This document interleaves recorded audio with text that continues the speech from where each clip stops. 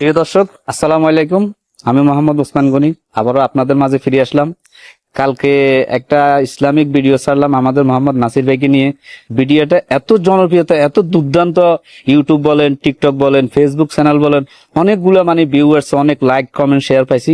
তো আপনাদের রিকোয়েস্টে আমি আজকেও আবার আমাদের সেই সম্মানিত মোহাম্মদ নাসির ভাইকে আপনাদের মাঝে নিয়ে আসলাম কিছু প্রশ্ন করার জন্য। ভাইয়া, আসসালামু আলাইকুম। ওয়ালাইকুম আসসালাম ওয়া রাহমাতুল্লাহি ওয়া বারাকাতুহু। কেমন আছেন? আলহামদুলিল্লাহ, আল্লাহ শুকর, আলহামদুলিল্লাহ ভালো আছি ইনশাআল্লাহ। জাহেদ ভাইয়া, কালকে আপনার একটা ভিডিও যে অনেক ভিউ ভাইরাল হয়েছে, আপনি কি জানেন?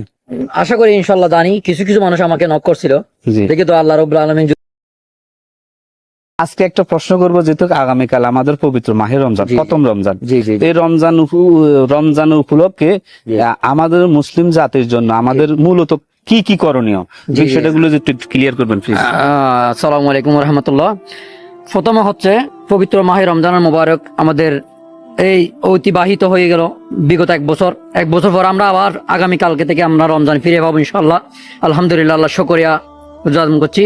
তো আমরা রোজা সম্পর্কে আপনি যে আমাকে প্রশ্ন করছেন, রোজা সম্পর্কে কি কি তথ্য, সে তথ্য হলো আমাদেরকে আল্লাহ পাক রব্বুল আলামিন প্রথমে মুসলিম উম্মাকে সৃষ্টি করছে আল্লাহর ইবাদত করার জন্য।